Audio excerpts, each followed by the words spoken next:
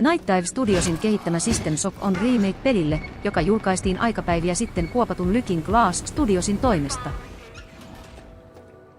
Pelissä pelaaja ottaa hakkerin hahmon, jonka megakorporaatio TriOptimum narauttaa tietokantoihinsa murtautumisesta. Korporaatio on valmistanut Jupiterin kuuta kieltävän sitadelin, jota ohjaa Sodan-niminen tekoäly. TriOptimumin ambitioita edistääkseen pelaajalle tarjotaan mahdollisuutta poistaa aseman tekoälyn, Sodanin, eettiset rajoitteet vastineeksi kallisarvoisesta neuroimplantista. Rajoitteiden poistamisen jälkeen pelaaja saatetaan koomaan. Pian herätäänkin avaruusasemalla, jossa jumalaksi tai jumalattareksi itsensä julistanut Sodan on mutaatioiden avulla ottanut valtaosan aseman henkilökunnasta hallintaansa ja suunnittelee koko ihmiskunnan tuhoamista. Mitä tulee Sodaniin, on mukana jälleen kerran tutulta kuulostava varsin hyytävä tekoäly, jota varten mukaan on saatu alkuperäisessä pelissäkin mukana ollut Terry Brosius. Peli mukailee visuaalisesti alkuperäistä peliä, kuitenkin tarjoten modernisoidun kontrollisysteemin ja käyttöliittymän.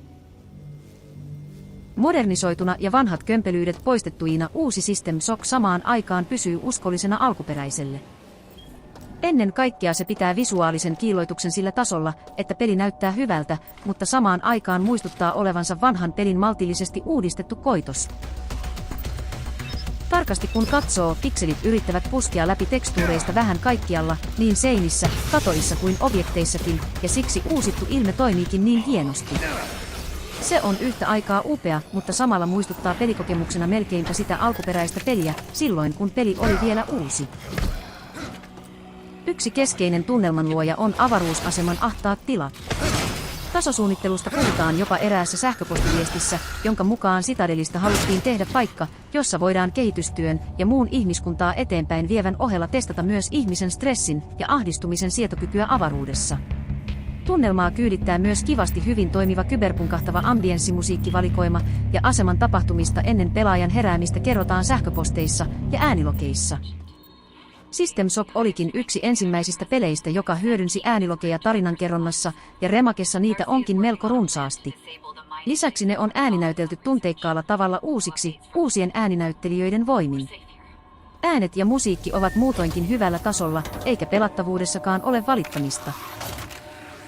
System Shock ei ole suoranainen räiskintäpeli, mutta se on samaan aikaan peli, jossa roolipelielementtejäkin on melko vähän. Tutkailtavaa asemalla riittää Citadelin 9 kerroksen verran ja aseman robotti- ja hirviösuunnittelussakin ollaan onnistuttu varsin mallikkaasti. Pienenä nipotuksena koin, että toisinaan jo kertaalleen tapetut viholliset tuntuivat spawnaavan takaisin pelialueelle, kun pelaaja palasi jo kerran kolutuille alueille. Lisäksi koin virtapaneeleiden minipelit toisinaan turhauttaviksi, koska niiden logiikkaa ei aina meinaa hahmottaa ja aikaa kuluu turhanpäiväiseen ihmettelyyn ja kokeiluun. Kokonaisuutena System Shock Remake oli mielestäni yksi merkittävimmistä pelitapauksista vuoden 2023 osalta. Se on onnistunut taidonnäyte Night Dive Studiosilta, joka mukailee visuaalisesti alkuperäistä peliä, kuitenkin tarjoten modernisoidun kontrollisysteemin ja käyttöliittymän. Kyseessä on toki nykymittapuulla melko minimalistinen toimintapeli, mutta avaruusasema Citadelin koluaminen ei ole koskaan ollut näin tunnelmallista.